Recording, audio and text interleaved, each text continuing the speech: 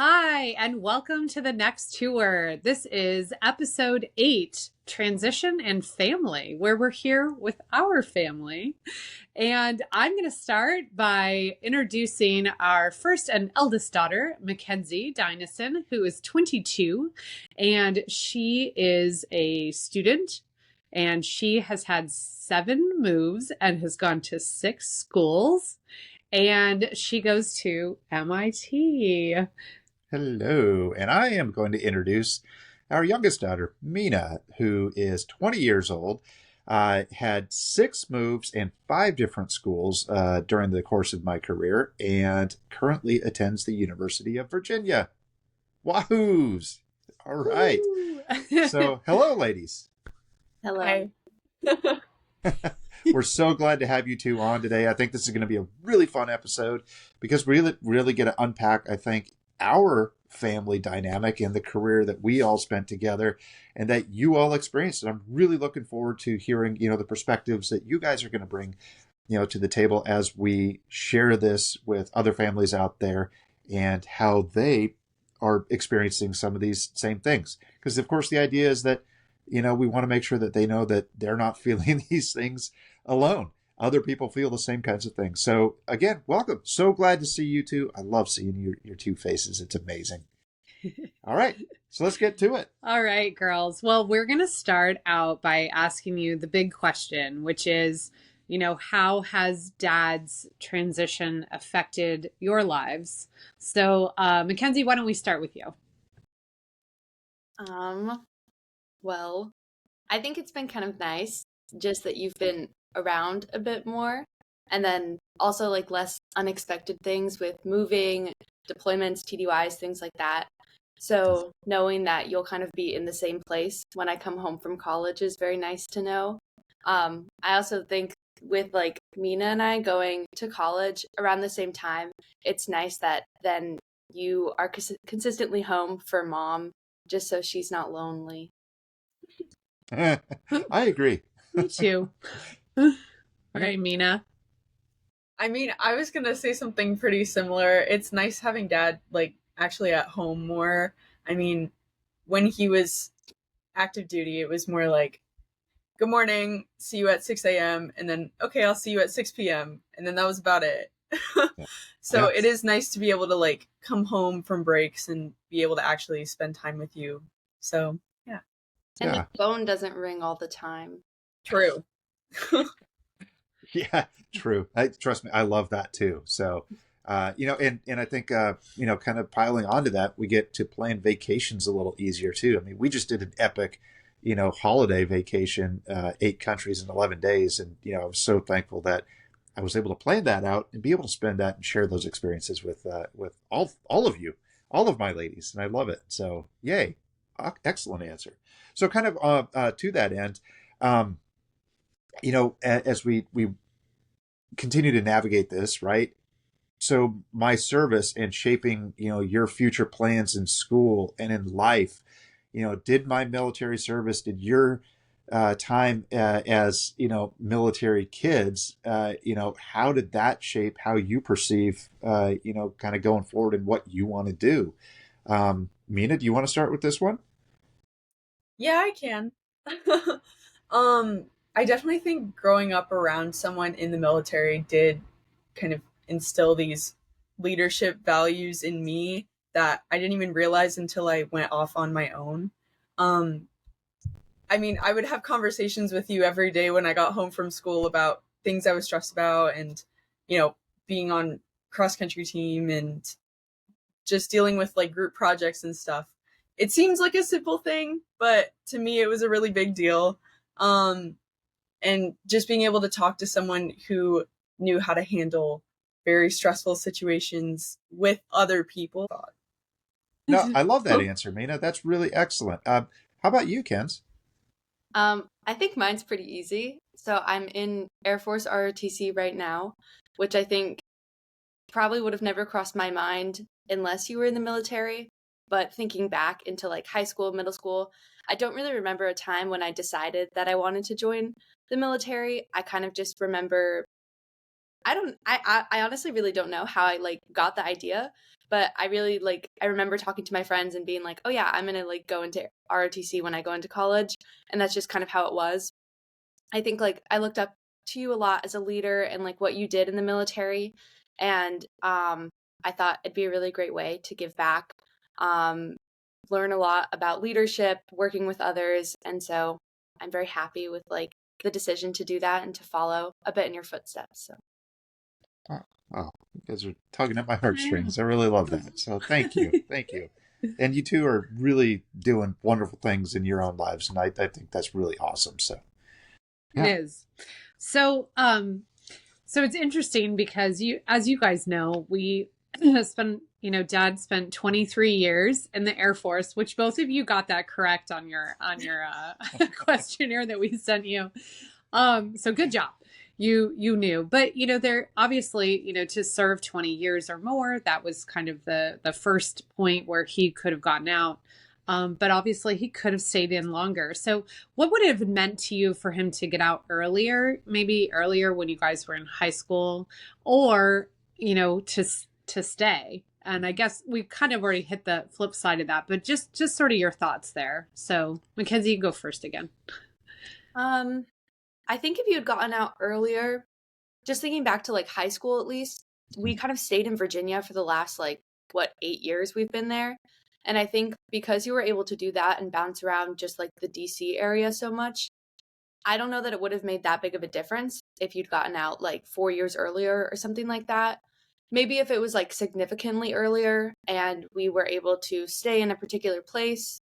I also don't really know, because I still feel like maybe if you had retired when we were in Nebraska or something, I don't really know that you would have wanted to settle down there. So we probably would have moved anyway. So I'm not really sure. I actually really enjoyed moving around as a kid. Definitely the first couple months after a big move was a challenge, of course, but I don't know. I enjoyed it, meeting new people, getting to experience kind of the different vibes that different parts of the country had. Was really interesting. Yeah. And I know both of you have a travel bug because, you both have seen a lot of places in this world too. So yeah. And I'm going to kind of hold there based off of some other questions. But Mina, what about you? What are your thoughts on that as far as, if I would have gotten out earlier or if I'd still be in at this point, and continuing to serve? What do you think? Yeah. I mean, definitely living in Virginia for, is it 8 years? I actually do want to know. 8 years this summer. Yeah. Okay, that's crazy.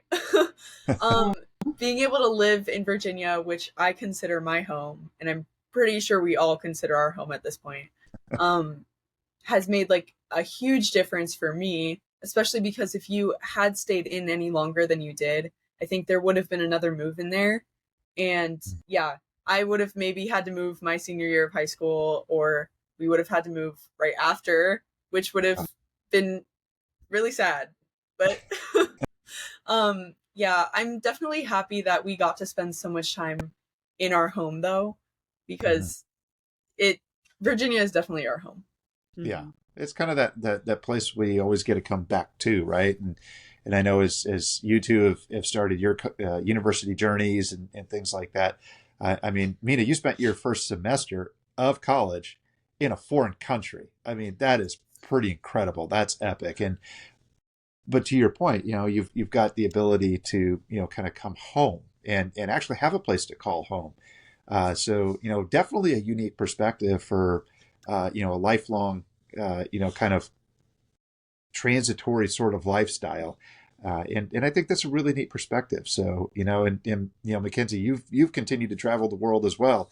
I mean, you probably have a dozen new countries under your belt in the last year or so, just, doing all this other stuff. I mean, it's incredible to see you two, just flourish and soak up life everywhere on this incredible planet, which is really awesome. So thanks for those excellent insights, you two, on, what it would feel like had I gotten out earlier, or should I, still be in at this point and continuing on. But let me kind of ask a sub question to that. Because I am retired now, is there anything that surprised either of you as far as that transition, either good or bad, and having to figure out how to navigate that? I mean, one big thing I've definitely noticed is our like healthcare situation has really changed. Being from TRICARE Prime to TRICARE Select, I think that's Yeah. great. Yeah, no, spot on. Good job. Yeah. We've had to switch to like different doctors, different hospitals and everything. And it's been both good and confusing. We've had to figure out a whole new system. I had a whole thing with medication recently that you guys know about. So just dealing with the like system that is already in place that everyone else seems to know and having to figure that out later. And then another thing is also whenever I go to the doctor, they're like, "Oh, can I see your insurance card?" And I'm like, "I'm TRICARE." And they go, "Ugh." That's also fun. Good to know. Nice. Yeah. Wow. Anything to add on to that, Ken's? No, not really. It's a ditto, right? Yeah, same. Yeah, no, and those are excellent points. Because it is challenging, and it's kind of the system that I think most of the rest of the world has, been used to dealing with, in perpetuity, right? So that's an excellent piece to bring up. Thanks for that insight. Yeah. So I guess that brings us to our last question before we get into the fun stuff. So, obviously, McKenzie, you've already shared that you're in Air Force ROTC, which congratulations for that. But, thinking back about others or yourselves, like, what are your thoughts on military service? I feel like McKenzie, you should take this one first, and then we'll go to Mina. Yeah. I mean, I think just speaking on a very personal level, I feel like I've grown a lot as a person, not only as a leader in like Air Force ROTC. I think that my confidence has grown a ton. You do a lot of like miscellaneous skill building within ROTC in the military that you don't really think about, but things like public speaking, working in a team, things like that, having to do a lot of the I think like more silly stuff with like standardization and waking up early and stuff like that. It like is meant to build discipline, and I think it has done that. And I think that like it's changed a lot of like the way I look at things. And I think this isn't even just because of ROTC, but like growing up in a military family as well. But like I like very much seek challenge and things like that. And I think that those are really good skills to build in people in general. I think that like the world is like a place that people need to challenge themselves and work to be better and work to better the entire world. And I think that a lot of skills that the military instills in you will help people do that. Oh, excellent answer. Yeah. You should think about being a recruiter at some point. I know. Mina, so thinking about the same question, right? So military service. Did you ever think about military service? Obviously, your sister, 2 years older than you, was going into military service, did the whole, application for ROTC. She also applied, was nominated and appointed to the military, to the, USAFA? U.S. Air Force Academy. Yeah, there you go. What he said. But did you ever think about service for yourself, or what do you think about it for other people? Yeah, I mean, for me, I think it never really seemed congruent with my personality. You guys know I have a tendency to run late, and yeah. But maybe it could have helped me with that. But I do think that it necessarily wasn't really the path meant for me. I do have a lot of respect for people that pursue it, especially, my dad and my sister, obvious, easy examples, but also the people around me that I know that pursue ROTC and pursue, working in the service at all. I have a great amount of respect for it. I've also definitely noticed I can connect with military kids a lot easier. Yeah. Because you, I think, have a very unique perspective on caregiving. So if I could kind of lead that a little bit of a different way, because you talked about the incongruencies of military service for yourself. But I know that you've also thought about other ways to give back and other ways to serve this country. And I think that that's where your connection with being able to be relatable and relate to others is really incredible. Can you kind of unpack that just a little bit, maybe? Yeah, I was pursuing like a major in psychology for a while. I'm definitely minoring in psychology. And I've always been interested in helping people with mental health issues. And related to the military, I know there's a huge need and kind of scarcity of mental health resources sometimes. And I think it's really important that that's more integrated into the system. And that was kind of something that was really important to me when I decided to pay more attention to psychology in my own life. And I know that personally, we've had some problems finding people that accept TRICARE just generally. Mm-hmm. And that was kind of a big thing for me, was I wanted to make sure that if I became a therapist, I wanted to, priority number one was to offer TRICARE. Right. Yeah. No, those are excellent points. And what I really applaud about both of you is the fact that as you look at service, I think whether it's in a uniform or it's service to others, I think the theme that really strikes me about both of you is there's a massive recognition about just being a good human and leveraging skills to take care of others. And I think that's the part that, if I could, foot stomp, is why I'm so proud of both of you, is having lived the military lifestyle and all the turmoil and trials and tribulations that come along with that, is that both of you have an incredible recognition of what it means to give back to others, regardless of what form that might take in the future. So, again, I'm so proud of the two of you and everything that you're doing in your lives, and continuing to help make this a better place for all of us to live. So, I'm going to echo a little bit. Tear up a little bit in this. It's my turn to shower you guys with love and respect.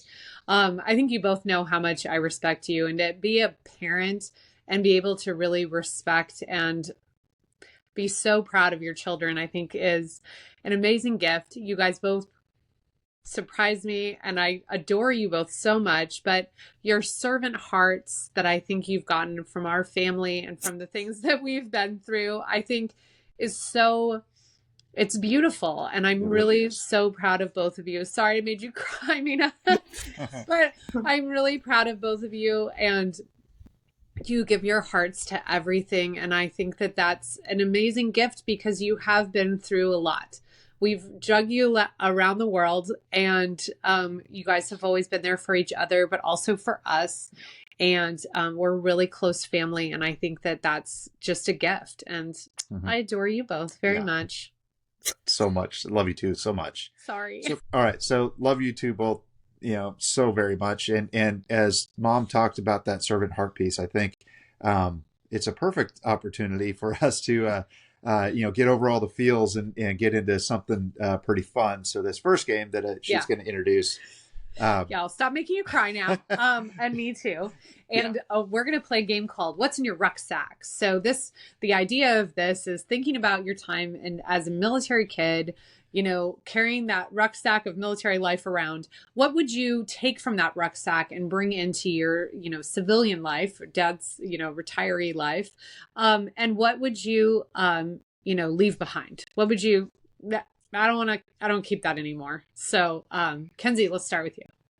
Oh, I didn't think of something to leave behind, so I'll have to think of that. But for things that I take with me, okay, I thought of like connections, but like very specifically when moving with my sister and my dogs.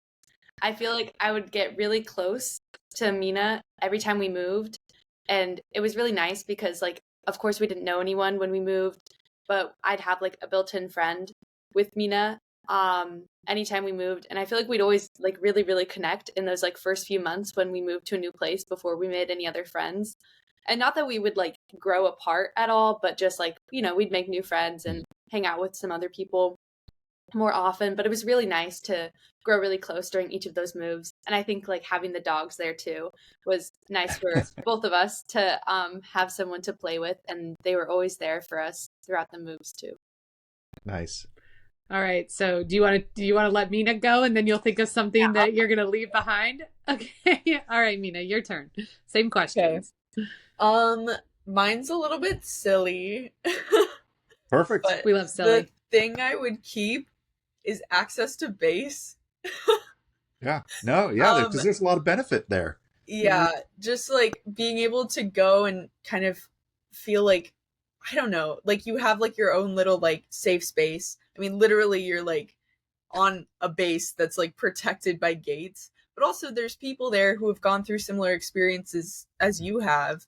And kind of in school, I remember like talking to my friends and being like, oh, I'm going to go to base later. And they're like, what is that? I'm like, oh, it's like some secret thing that I get to do and no one else does. But now I'm going to lose access to it. So that's kind of sad. But I do love base. Unfortunately, I also couldn't really think of anything to leave behind. So maybe we can just bounce to McKenzie and then I'll come back to me after.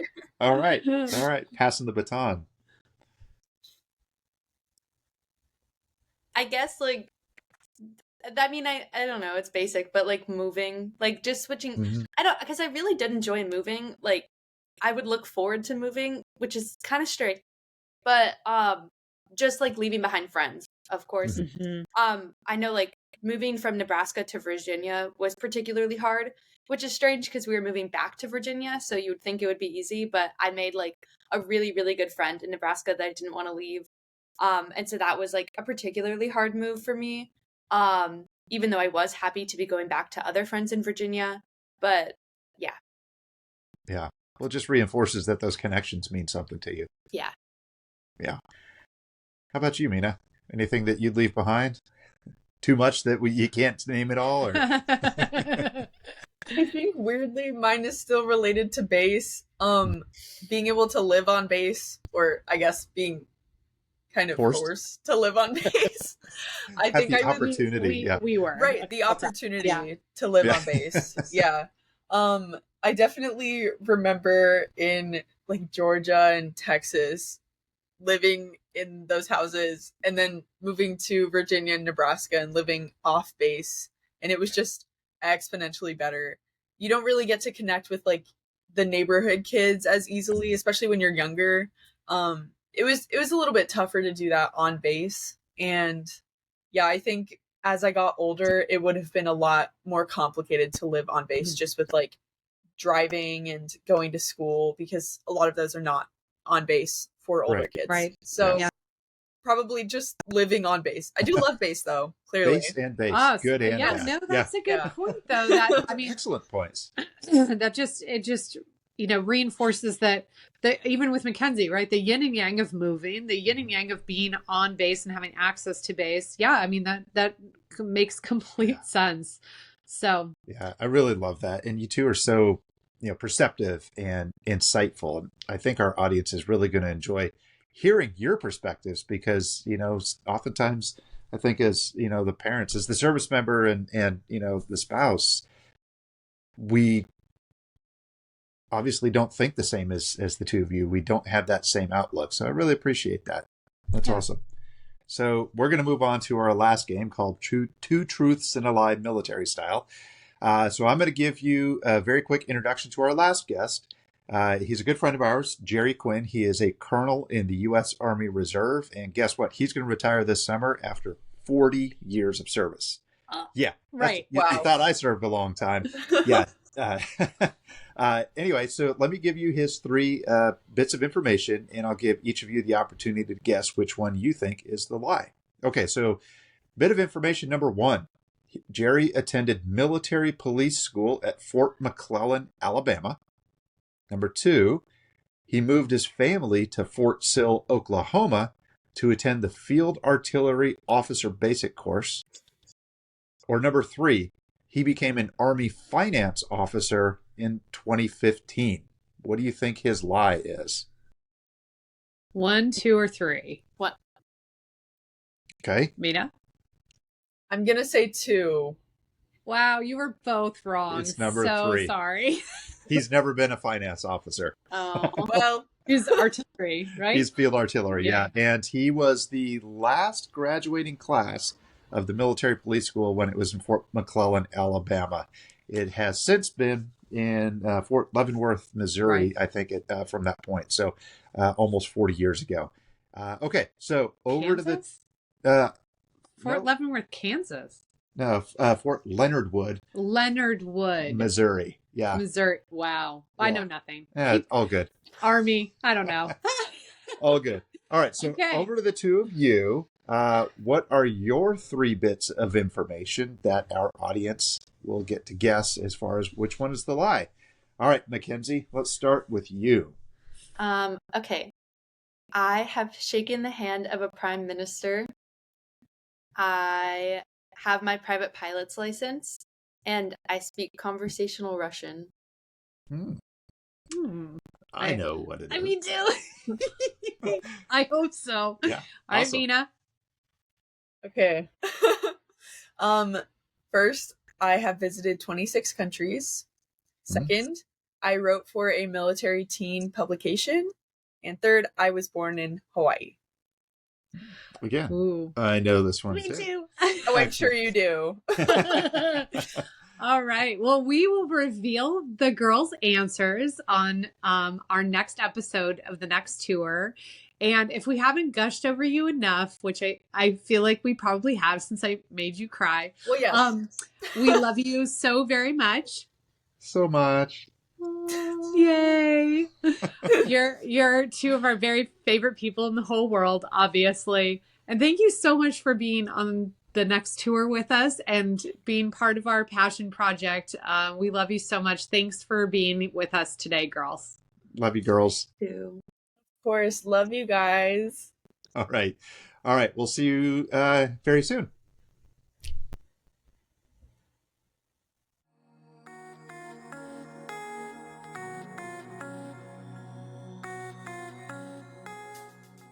The views, opinions, and advice expressed by our guest on the next tour are their own and do not necessarily reflect the official policy or position of the podcast, Andia, or any affiliated organizations. While we strive to provide helpful and accurate information, this podcast is for informational purposes only. We encourage listeners to consult with professionals or conduct their own research before making any significant decisions related to military transition or post-service life. The content is intended as guidance and personal perspective, not as official advice.